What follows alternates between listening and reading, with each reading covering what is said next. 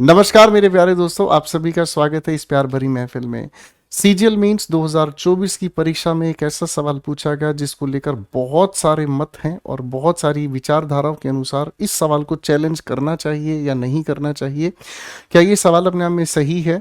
और बहुत सारे टीचर्स हैं, हमारे साथी भाई हैं, जो इसके एक नहीं दोनों आंसर्स वैलिड बता रहे हैं। मैं आप लोगों को सवाल दिखाता हूं मेरे बच्चों। सवाल है, Rabindranath Tagore blank poet was famous for his poetical work Gitanjali. अब यहाँ पर हमारे से पूछा गया है कि इसके अंदर आप क्या फिल करेंगे ताकि ये सेंटेंस मीनिंगफुल हो जाए। तो कुछ लोगों का मानना है कि यहाँ पर ए भी आ सकता है। एसएससी के अनुसार यहाँ पर आंसर द है। सर एन तो किसी भी कीमत पर नहीं आ सकता, और क्योंकि ये सिंगुलर काउंटेबल नाउन है तो आर्टिकल की हमें यहाँ आवश्यकता होगी ही होगी। अब इन दोनों को लेकर बहुत सारी विचारधाराएं हैं। एसएससी का मानना है कि यहाँ द आना चाहिए, बहुत सारे टीचर्स का ये मानना है कि ए भी आ सकता है, और बहुत सारे टीचर्स इस बात को लेकर रिजिड हैं कि यहाँ द के अलावा कुछ और नहीं आ सकता। बात को थोड़ा ध्यान से हम समझने की कोशिश करते हैं। मेरे प्यारे दोस्तों, एक बार जरा इन लिखे हुए कुछ सवालों पर नजरें दौड़ाएं और इनके अपनी तरफ से आंसर्स बनाने की कोशिश करें। अब बात को समझने के लिए मैं आप लोगों को बिल्कुल बेसिक लेवल पर लेकर जाना चाहूंगा।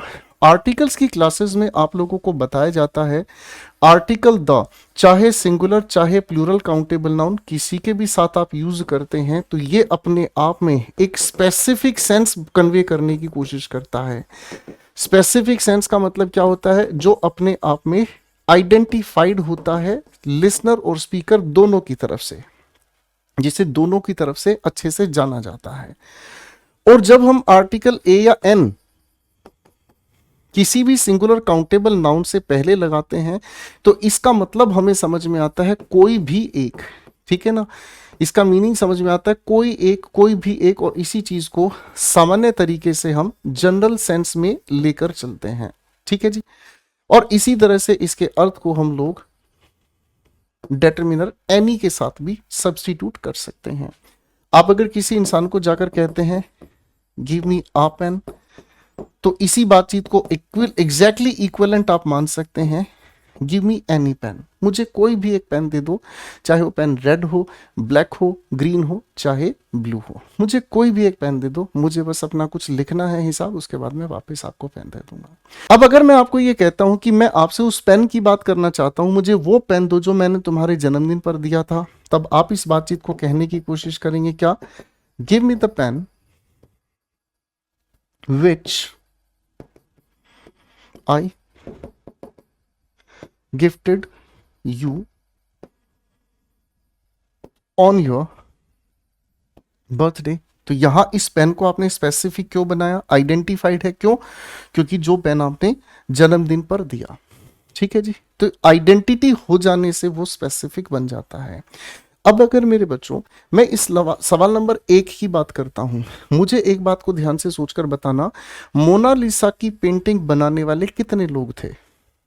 मोनालिसा की पेंटिंग बनाने वाले कितने लोग थे? आप कहेंगे सर जो मोनालिसा की जो पेंटिंग है उसको बनाने वाले एक अकेले यही आर्टिस्ट हैं, तो ये आइडेंटिफाइड है। अब अगर ये आइडेंटिफाइड है तो हम इनको आइडेंटिफाइड पॉइंट ऑफ व्यू से कहेंगे, सर हम कहेंगे लियोनार्डो डा विंसी वो आर्टिस्ट जिन्होंने पेंट किया है क्या भाई? मोनालिसा का पोर्ट्रेट। करेक्ट हो गया, हाँ कि ना। अब दूसरी बात हमारे सामने आती है, सचिन तेंदुलकर, आगे लिखा है ए या the cricketer scored many runs in this stadium. अब आप मुझे एक बात बताना बाबू, किसी भी स्टेडियम की तरफ इशारा करके कहा जा रहा है, ठीक है, क्या उस स्टेडियम के अंदर क्या एक अकेले सचिन तेंदुलकर ही होंगे? सोच के बताइए। अगर मान लीजिए हम किसी भी स्टेडियम की बात करते हैं, ठीक है, मान लीजिए लॉर्ड्स नाम का एक स्टेडियम है, उसकी अगर हम बात करते हैं, क्या उसमें एक अकेले सचिन तेंदुलकर साहब भी हैं जिन्होंने बहुत सारे रन्स बनाए हैं? आप कहेंगे सर अगर लिस्ट उठाएंगे हर एक टीम के, हर एक कंट्री के अपने अलग अलग क्रिकेटर्स हैं जो अच्छे अच्छे रन्स बनाते हैं, तो आप यहाँ क्या कहोगे? सर यहाँ आइडेंटिफाइड अकेला नहीं है, इस स्टेडियम में बहुत सारे हैं, उनमें से कोई है एक सचिन तेंदुलकर। तो ऐसे पॉइंट से हमें क्या समझ में आया? यहां पर हमारे पास संख्या एक ही है, यहां पर हमारे पास इस तरह का काम करने वाले लोगों की जो संख्या है एक से ज्यादा है। इस पॉइंट की वजह से हम या ए लगा देंगे कि कोई भी एक क्रिकेटर है सचिन तेंदुलकर जिन्होंने बहुत सारे रन्स इस स्टेडियम में बनाए हैं, ठीक है जी। आप इसको सामान्य तरीके से ये भी कह सकते हैं वन ऑफ द क्रिकेटर्स। ठीक है जी। अगला सवाल कहता है राहुल ए या the driver has taken Mrs Sharma's car. ठीक है जी। अब मिसेस शर्मा की गाड़ी लेकर कौन गया है? राहुल नाम का एक ड्राइवर है। अब यहां पर कहानी को ध्यान से समझने का काम कीजिएगा। मान लीजिए मिसेस शर्मा के पास एक ही गाड़ी है, तो एक ही गाड़ी को चलाने वाला ड्राइवर भी आइडेंटिफाइड एक ही होगा। तो इस पॉइंट से हमें यहां पर क्या आंसर बनाना होगा? हमें आंसर बनाना होगा कि राहुल जो ड्राइवर एक ही है, मिसेस शर्मा की एक ही गाड़ी को लेकर चला गया है सर्विसिंग के लिए, वॉशिंग के लिए, किसी भी काम के लिए। अब अगर मान लीजिए मिसेस शर्मा के पास गाड़ियों की संख्या एक से ज्यादा है, ठीक है, बहुत सारे लोगों के पास एक से ज्यादा गाड़ियां होती हैं, और जब एक से ज्यादा गाड़ियां होती हैं तो नेचुरल सी बात है ड्राइवर भी एक से ज्यादा ही होते हैं। तो साहब जब ड्राइवर भी एक से ज्यादा ही हो जाते हैं तो ऐसे मामले में बातचीत अपनी क्या हो गई? एक से ज्यादा होने में हम कहां पर आएंगे? आप कहेंगे सर ए लगा देंगे, यानी कि बहुत सारी गाड़ियों में से एक गाड़ी जो हम यहां राहुल नाम का कोई एक ड्राइवर लेकर चला गया है। अब ध्यान से समझना, खेल संख्या का है, आइडेंटिफाइड है या अनआइडेंटिफाइड है, जनरलाइज्ड है या स्पेसिफिक, ये समझ आ रहा है। संजू नाम का विजिटर उसने मिसबिहेव किया कल, कोई बात नहीं सर। सर एक बात बताइए कि क्या कोई विजिटर अपने आप में स्पेसिफाइड होता है? कहीं पर किसी से कोई मिलने के लिए अगर आता है तो क्या वो स्पेसिफाइड होता है? बताइए। तो विजिटर की अगर हम संख्या की बात करते हैं तो स्पेसिफाइड नहीं होता, इसीलिए हम लोगों को यहां पर विजिटर तो एक से ज्यादा भी हो सकते हैं, कोई भी हो सकते हैं, उनमें से कोई एक संजू नाम का इंसान है जिसने आकर मिसबिहेव किया। करेक्ट है। तो अब इन चारों के चारों सेंटेंसेस के बेसिस पर हम समझ गए हैं कि अगर संख्या एक काम को करने वाला वो एक ही है तो वो आइडेंटिफाइड है, स्पेसिफाइड है, द के साथ बात करेगा।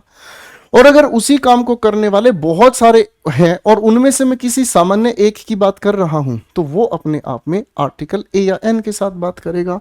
अब आओ मेरे बच्चों क्वेश्चन की तरफ। क्वेश्चन हमें क्या कह रहा है? रविंद्रनाथ टैगोर। क्वेश्चन को बड़े प्यार से समझो।